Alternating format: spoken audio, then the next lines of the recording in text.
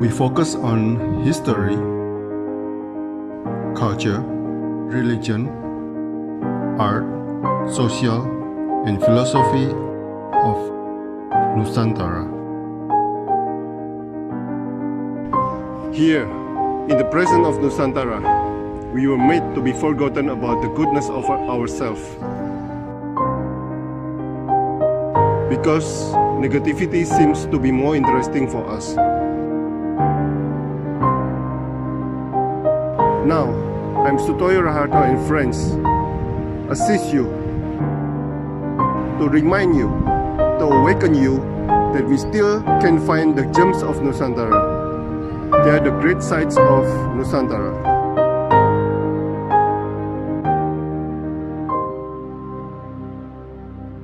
Oke, selamat malam Pak Sony Tatar. Selamat malam. Pengajar bahasa Indonesia di Thailand. Beliau ini teman SMP, teman SMA. Perjuangannya cukup mengasihkan. Oke. Pak Sony awalnya ambil jurusan apa, Pak Sony? Silakan. Baik, halo selamat malam Indonesia. Selamat malam Pak Sutoyo, teman-teman semua. Oke, saya jurusannya bahasa Jepang. Dan saya pun di sini juga ngajar bahasa Jepang. Oke. Ya. Saya lulus tahun 2002.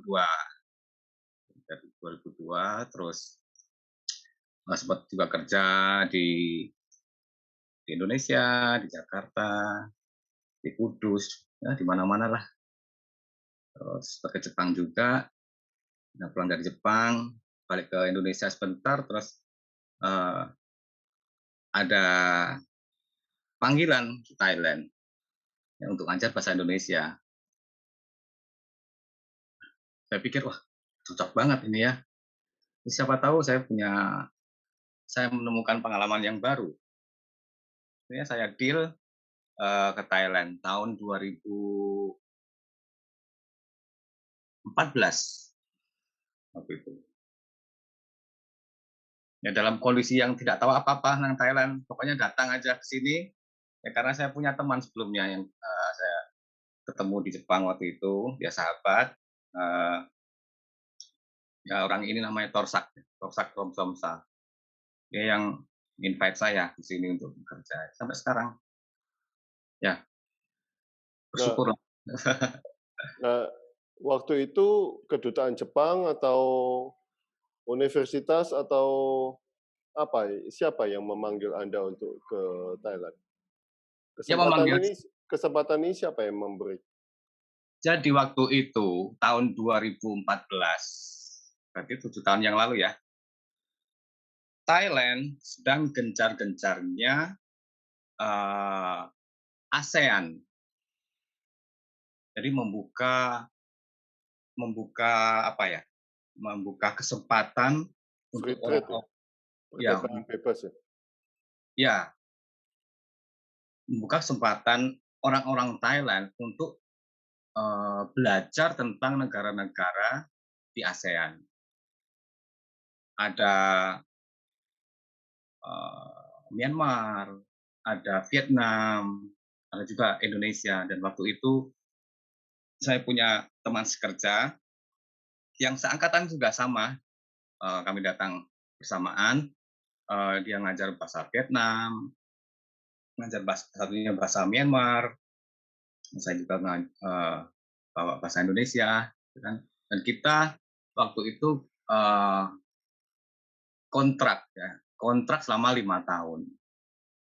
Nah, setelah masa kontrak ini selesai, orang Vietnamnya kembali ke Vietnam, teman saya Myanmar kembali ke Myanmar.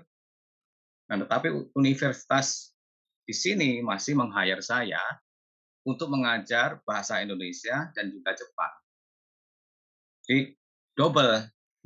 Karena 1 minggu saya ngajar Indonesia, ngajar Jepang, kepala ini rasanya juga kadang kalau ngajar itu salah-salah. kadang bahasa Inggris keluar, kadang bahasa Jepang keluar, ya kan. Ya, tapi mahasiswa saya ngertilah. Kalau ketemu dengan saya, kalau dia mahasiswa Indonesia ngomong bahasa Indonesia, mahasiswa Jepang ngomong bahasa Jepang. Ya, jadi pengalaman yang luar biasa di sini. Universitas apa dan di kota mana itu? Nama universitasnya itu eh, Pibun Songkram Prajapat Pitsanulok. Nah, ini di kota Pitsanulok, jauhnya kira-kira 400 kilo dari Bangkok ke arah utara. Mungkin Pak Sutoyo pernah mendengar Pitsanulok. Pitsanulok, ya, ya, ya. 40 kilo tuh? 400 kilo. 400 kilo, oke. Oke. Nah, bagaimana Anda kan background-nya bahasa Jepang ya, bagaimana bisa bisa mengajar bahasa Indonesia, sedangkan bahasa Indonesia ini kita ngomong gini kan tanpa tata bahasa ya. Ya. Kita sering ngomong tanpa, jadi kita sebagai penutur asli bahasa Indonesia, sebetulnya kan kita ngomong tanpa tata bahasa. Jadi apakah dimulai dari tata bahasa yang baku itu Anda mengajar atau bagaimana? Awal-awalnya nggak kaku ya? Oh, ketika mengajar bahasa Indonesia di sini, Ya, ya, ya. ya karena saya bukan mengajar jurusan. Jadi ini muatan muatan lokal istilahnya. Jadi mahasiswa diwajibkan untuk belajar bahasa Indonesia, ya kan, dalam 1 semester. Dan pertemuannya ini 1 semester berarti 16 kali pertemuan. 1 minggu 3 jam. Nah, selama 16 kali pertemuan ini, saya bukan hanya mengajar bahasa melulu, tapi lebih penting kita memperkenalkan budaya Indonesia ke masyarakat Thailand. Itu jauh lebih penting daripada mengajarkan bahasa, ya kan? Perlu waktu yang lama untuk belajar bahasa Indonesia. Meskipun bahasa Indonesia itu gampang sebenarnya, karena kita native speaker bisa bilang gampang ya. Tapi ketika kita mengajarkan suatu bahasa yang baru, budaya yang baru kepada Thailand, ini tidak mudah. Karena orang Thailand ini begitu kuat culture-nya, dan tidak mudah dia dipengaruhi oleh bahasa lain, tidak mudah dipengaruhi oleh culture lain. Jadi tujuan mereka belajar bahasa Indonesia, mereka ingin tahu tentang Indonesia, bukan cuma bahasanya saja. Dia ingin tahu, oh, apa mannernya di Indonesia, bagaimana orang Indonesia makan, makanannya apa, tempat-tempat mana yang bagus di Indonesia, ya sejarahnya. Hari ini saya barusan mengajar 6 jam dari pagi. Itu ada ekstra kelas 3 jam. Nah, yang kelas terakhir ini dia dari provinsi lain dari universitas lain. Mereka juga ingin tahu tentang Indonesia. Kita ngajar online juga hari. Nah, dalam 3 jam ini paling 20%-nya bahasa Indonesia. 70%-nya ini kesempatan kita melakukan diplomasi budaya ke Thailand. Jadi biar orang-orang Thailand itu tahulah Indonesia seperti apa. Jadi orang Indonesia itu bisa ngomong banyak bahasa. Kita sudah terbiasa dengan diversity. Orang Thailand ini kan negara yang homogen, ya kan? Bahasanya Thailand cuma satu. Anda mau dari utara sampai selatan, makanannya itu aja. Tom tam, tom yum, sama. Tetapi kalau di Indonesia, Anda mau ngomong gado-gado, belum tentu orang Papua tahu itu gado-gado. atau ayo kita makan apa namanya sate kelinci. Orang Sulawesi mungkin apa itu sate belum pernah makan ya. Jadi kita sebagai orang Indonesia kita sudah terbiasa dengan perbedaan, bahasa yang beda, budaya yang beda, culture yang beda. Nah ini perlu kita kita kasih tahu juga ke orang-orang Thailand di sini bahwa Indonesia itu memiliki kekayaan yang luar biasa dari perbedaan ini. Mereka ketika saya cerita di Indonesia itu ada 700 lebih bahasa lokal. Wah, terus bagaimana mereka berkomunikasi? Ya kami biasa saja. Kalau ketemu sama orang Bali, kita pakai bahasa Indonesia. Kalau dia ngomong bahasa dialek mereka sendiri, kita nggak ngerti. Jadi kesempatan saya di sini mengajar bahasa Indonesia itu untuk diplomasi budaya juga Indonesia. Jadi apa ya? Jadi kita bisa merasa mencintai negara kita ketika kita sekarang ada di luar. Jadi melihat Indonesia dari luar. Kalau kita di Indonesia kadang kita berbuat sesuka sendiri, ya kan? Buang sampah seenaknya. Kadang tidak peduli dengan lingkungan. Tapi ketika kita sekarang ada di luar negeri, jadi orang asing, setiap hari kita merindukan tanah air kita. Kita ingin mempromosikan Indonesia, kebaikan Indonesia, keindahan semuanya tentang Indonesia. Makanya sebagai dosen di sini, kadang kalau mendengar ada masalah di Indonesia, masalah terorisme atau masalah konflik sektarian gitu, itu jadi apa ya? Kita jadi nggak pede untuk promosi, ya kan? Pernah waktu itu kita lagi gencar-gencarnya, oh Indonesia itu friendly, welcome, orang-orangnya baik semua. Nggak taunya ada bom di Kuningan, ada bom di sini, gereja dibakar. Nah, seperti itu. Jadi ya, saya berharap semoga Indonesia semakin baik ya. Dan kita tahu sekarang di bawah Pak Jokowi ini, Indonesia mengalami banyak perubahan. Jakarta sudah berubah. Ya. Paradigma orang-orang sudah semakin maju. Ini jadi sumber referensi saya untuk mengajar. Bagaimana kita mempromosikan Indonesia di Thailand. Itu Pak. Oke, nah budaya apa yang biasanya Anda promosikan, Pak Sony? Saya promosikan Indonesia itu seluruh Indonesia, dari Sabang sampai Merauke. Saya tidak hanya yang baik-baik saja, tapi yang buruk-buruk juga, ya kan. Dari sisi kita melihat dua sisi, bukan cuma promosi kecap nomor 1, ya kan.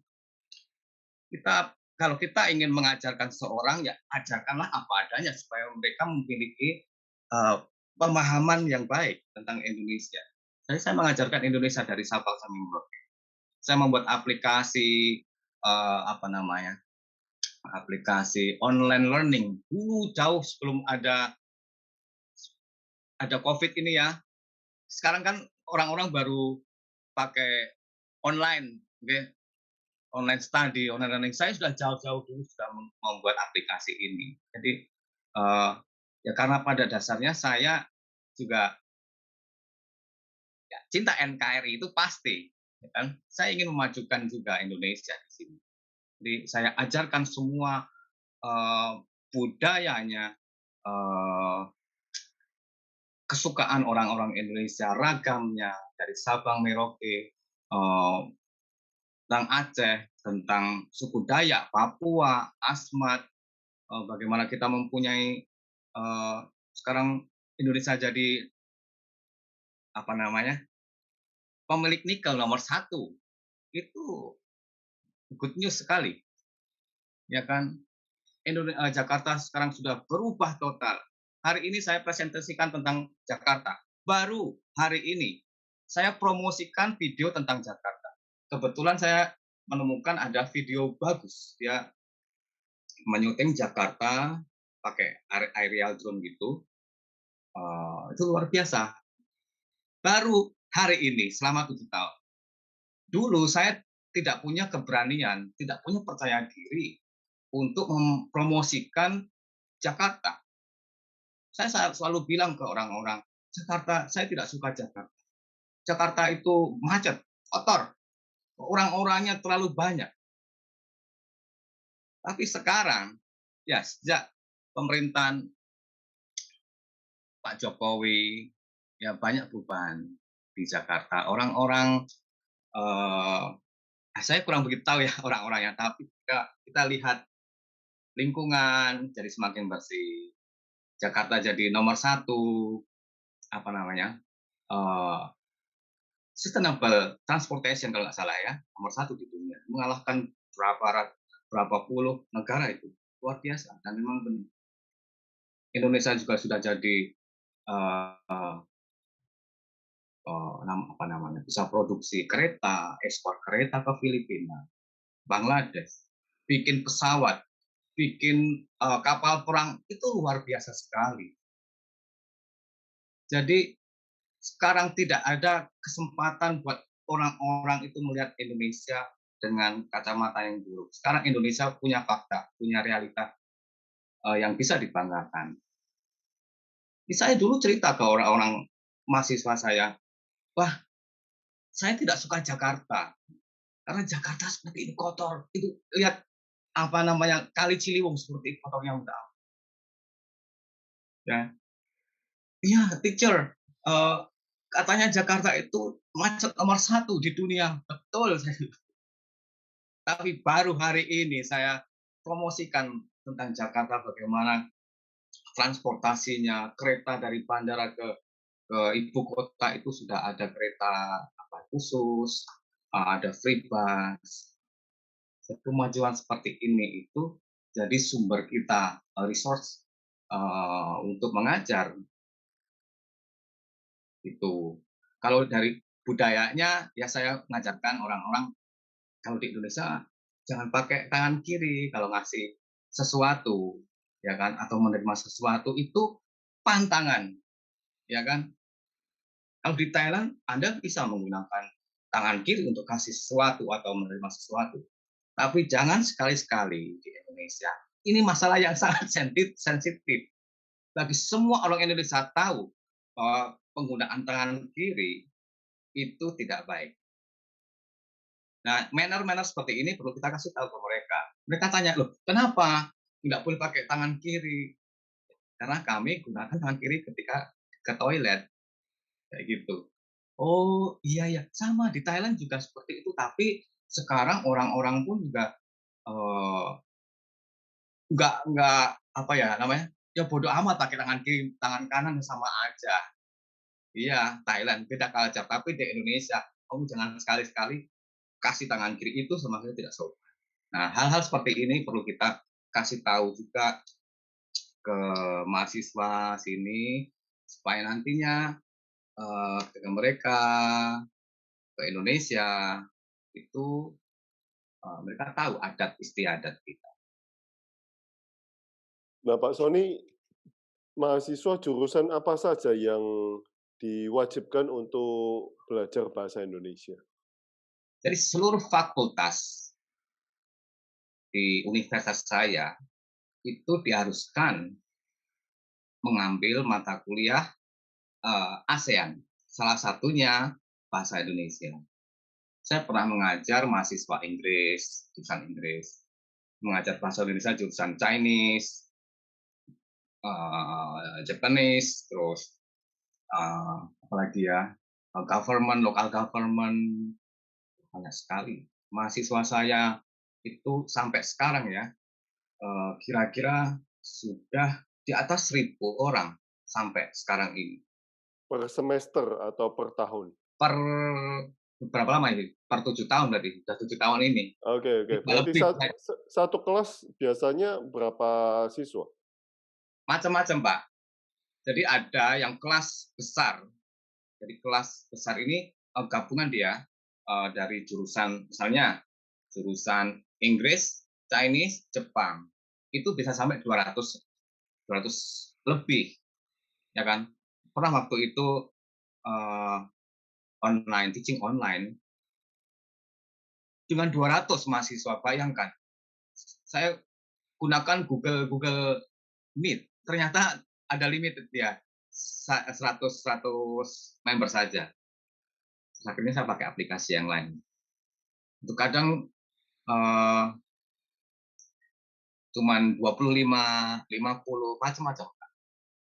Oke, Hari ini oke. hari ini 50 mahasiswa, Oke, berarti dari berbagai macam jurusan ya? berbagai macam jurusan. Oke. Dan selama 1 semester itu mereka biasanya sudah bisa ngomong ngomong bahasa Indonesia atau hanya mereka tahu basic-basic bahasa Indonesia dengan budayanya atau bagaimana? Saya pikir mereka baru tahap apa ya, mengenal. Ya, kalau umur manusia itu seperti bayi. Mereka mungkin baru tahu bagaimana mengatakan selamat datang atau sampai jumpa. Mereka suka tuh mengatakan sampai jumpa gitu. Karena pronunciation-nya hampir mirip dengan Thailand. Jumpa gitu. Tapi kalau suruh mengatakan terima kasih itu susah bagi mereka. Ada yang bilang terima kasih atau aneh-aneh juga. Ya masih basic level lah, masih greeting, masih perkenalan nama saya seperti itu. Belum sampai ke tingkat tingkat apa ya namanya, tata bahasa yang susah. Nah, Untuk percakapan pun juga masih belum bisa. nah selain kan Anda mengatakan setelah 5 tahun Anda di-hire lagi di Universitas Pitsanulok itu. Tetapi bagaimana dengan teman-teman Anda yang pulang? Apakah mereka ditarik balik ataukah ada guru pengajar lain atau bagaimana Tidak untuk ada, ASEAN? Jadi tidak ada. bahasa Vietnam, bahasa bahasa Kamboja, Myanmar itu udah nggak ada lagi. Ya, tidak ada lagi. Jadi kita bersyukur sebagai orang Indonesia harus bangga karena kita masih dipertahankan. Sementara negara lain sudah tidak digunakan bahasa mereka, ya kan? Karena orang Thailand melihat Indonesia memiliki potensi yang baik untuk hubungan kerjasama atau hubungan sejarahnya, ya kan? Orang Thailand memandang Indonesia juga sebagai pasar yang besar, ya kan? Orang Thailand itu aneh, dia dekat dengan Malaysia tapi tidak mau belajar bahasa Indonesia, ya kan? Mereka dekat dengan perbatasan Malaysia, tapi nggak ada sini mereka meng-hire dosen Malaysia, nggak ada. Saya tidak tahu itu kenapa isinya seperti itu. Tapi mereka lebih suka belajar bahasa Indonesia karena ada sejarahnya tentang apa ya itu, tentang apa? Inau, cerita Panji, Inau, ya. Saya juga kurang tahu itu gimana ceritanya. Terus ada juga hubungan friendship antara Raja Thailand dulu dengan presiden kita. Mereka sempat mengungsi di Bandung. Jadi ada apa ya kaitan sejarahnya antara Thailand dan Indonesia. Makanya ya saya pikir mereka masih mempertahankan bahasa Indonesia di sini karena uh, yang mereka ingin mengenal lagi tentang Indonesia, belajar. Pemerintah di sini sangat mendukung mahasiswanya untuk belajar Indonesia. Banyak mahasiswa yang sudah mendapat beasiswa dari Dharma Siswa kalau nggak salah dari pemerintah ke Indonesia belajar di sana. Ada beasiswa yang 1 tahun, ada yang cuma short term. Itu. Mereka lanjut di Indonesia atau kembali ke Thailand? Ya, mereka kebanyakannya kembali ke Thailand, ya kan? Kalau mereka mau meneruskan S2-nya, sepertinya belum ada ya. Tapi kalau untuk short term-nya 1 tahun, banyak mereka habis itu kembali lagi ke universitas dan ya teruskan sekolah. Nah, Pak Sony, untuk seluruh Thailand sendiri, apakah Universitas Pitsanulok ini yang satu-satunya universitas yang mempunyai pelajaran bahasa Indonesia? Pada waktu mungkin 5 tahun yang lalu, itu ada sekitar 10 lebih universitas di Thailand yang membuka program bahasa Indonesia. Tapi semenjak 2 tahun belakangan ini semakin menurun. Cuma beberapa universitas yang masih membuka jurusan bahasa Indonesia. Ada yang sudah jadi jurusan itu di Thammasat University. Kalau kalau di kota saya ini ada 2 universitas yang membuka bahasa Indonesia. Satu di Naresuan University, itu sebagai minor. Dan Anda mengajar di situ atau ada pengajar lain? Ada pengajar lain, Dan ya, orang Indonesia. Anda kenal semua pengajarnya, Pak? Ya, kenal. Kita mempunyai organisasi, ya, namanya IPA Thailand, IPA Thailand. Ya, bahasa Indonesia penutur asing. Jadi dulu kita aktif organisasinya, mengadakan pertemuan setahun sekali, terus ya kita membuat sebuah proyek kerjasama, bagaimana mengajar, macam-macam. Tapi akhir-akhir ini sudah tidak bergerak lagi, mungkin pada sibuk semua orang-orang. Ada berapa pengajar di BIPA itu? BIPA Thailand? IPA Thailand banyak. Waktu itu pemerintah Indonesia mempunyai program apa namanya PSDK kalau nggak salah ya, PSDK. Jadi ini di bawah Kementerian Pendidikan. Pemerintah mengirimkan tenaga-tenaga pengajar bahasa Indonesia. Ini luar biasa. Mengirimkan tenaga pengajar bahasa Indonesia ke seluruh negara. Salah satunya Thailand, ada yang ke Kamboja. Itu dibiayai pemerintah Indonesia. Itu luar biasa, Pak. Tapi karena mungkin ada masalah, akhirnya ditarik kembali program ini. Ya, tinggallah kami ini yang datang secara pribadi, ya kan, kerja di sini secara pribadi. Waktu itu ada lebih dari 50 pengajar. Lebih, Pak. PSDK itu kadang mereka ngirim 2-3 orang. Nanti ada lagi di unit lain. Banyak sekali. Sekarang paling tinggal 9 orangan. Oh, oke. 9 orang itu Anda satu, Naresuan satu, Dhammasat ada berapa? Thammasat 1, Kasetsat 1, Naresuan 1, Pitsanulok 1, Chiang Rai itu ada 1. Nanti di Songkla, itu banyak kalau di Songkla. Prince Songkla University, ada banyak orang Indonesia di sana. Songkla lebih ke Muslim ya? Ya, terus ada lagi yang di Phuket, banyak, Pak. Oke. Ya, sekitar 10-an lah ada sini. Oke, dan kalian saling mengenal berarti? Ya. Oke. Tapi untuk yang baru-baru, kalau mereka nggak nongol ya kita nggak kenal. Kita punya wadah grup WA, ada informasi. Nah, itu programnya berbeda-beda berarti. Setiap pengajar programnya beda-beda. Beda-beda. Dosen itu independence, ya kan? Kadang juga tidak mau kita menggunakan program orang lain, ya kan? Ya macam-macam. Nah, buku atau panduan yang Anda pakai itu buku bahasa Indonesia kelas SD berarti? Atau Tidak. bagaimana? Saya membuat sendiri. Memang ada buku standar yang dikeluarkan oleh Kementerian Pendidikan Indonesia.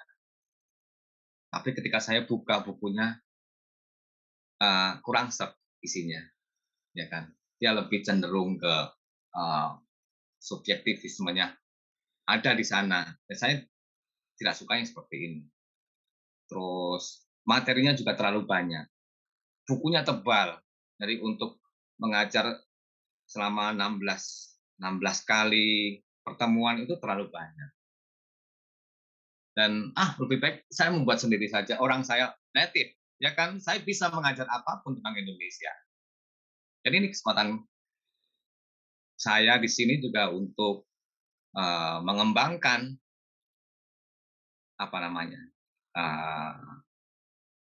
materi pengajaran kita secara bebas tentunya. Ya, Pak Sony, apa yang orang Thailand suka tentang Indonesia? Bali, wayang, atau apa? Anda pernah ngajar angklung kalau nggak salah ya? Ya betul. Saya sampai beli angklung tuh dari Indonesia. Ada teman saya, itu dia masih mahasiswa dulu, mahasiswa ambil S2 di Naresuan University. Dia dari Bandung, ternyata dia bisa angklung. Terus, udah, kalau kamu pulang balik sini bawain saya 1 set angklung. Sampai sekarang masih ada.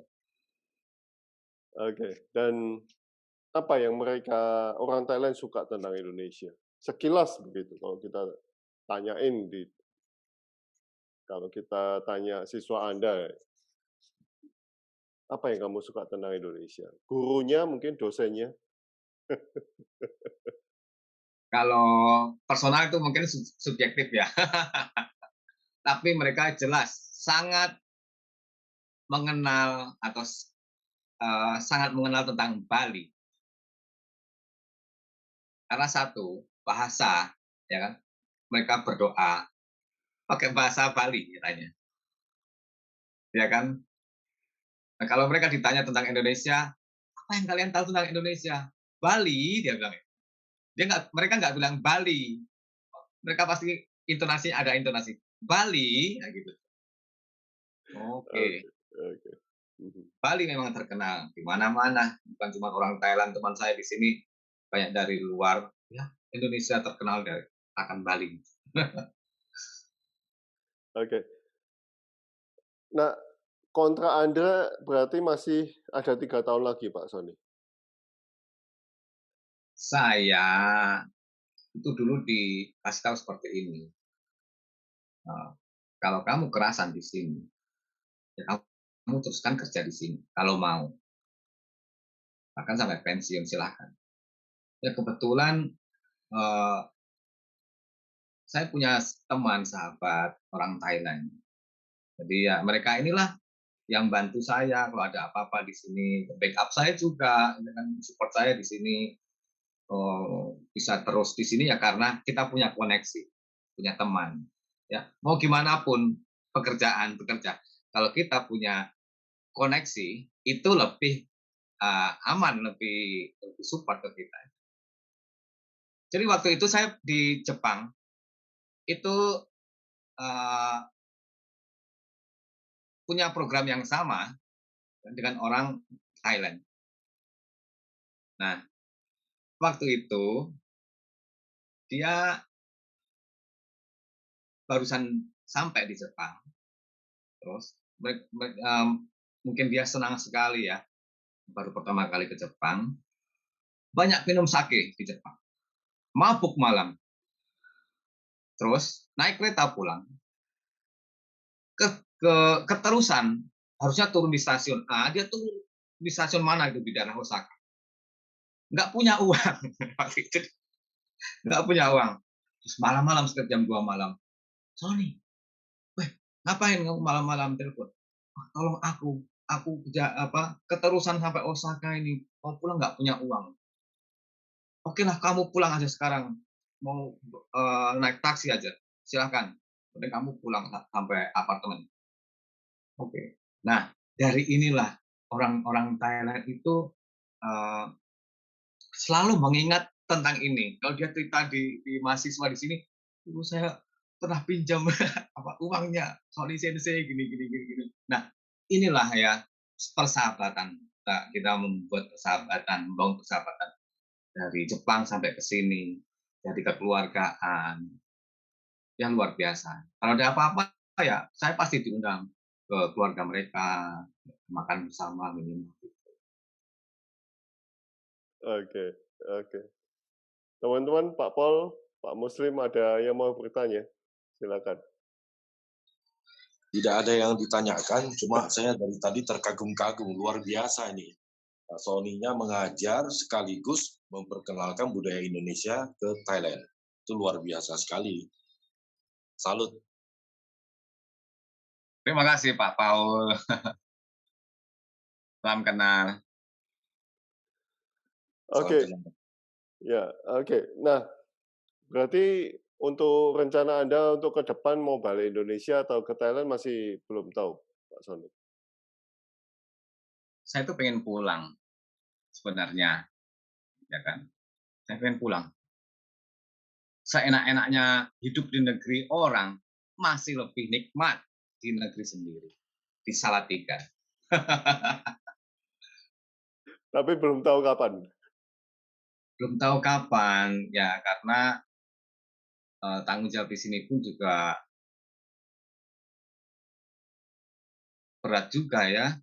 Apalagi semester depan ini saya diminta untuk ngajar bahasa Inggris lagi. Saya kadang juga bingung ya, kan Jepang saya ngajar, Indonesia iya.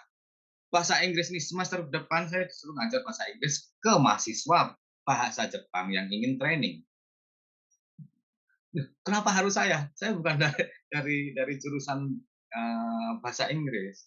Ya karena kita tahu ya, gini lah. Oke lah kalau untuk basicnya nggak masalah. Untuk membekali mereka bekerja. Oke, oke. Oke, terima kasih Pak Sony atas waktunya, Sama-sama Pak atas Sutoyo. sharingnya. Oke. Sampai ketemu di WhatsApp. Oke, sukses. Oke, thank you so much. Oke, Thank salam you. Indonesia.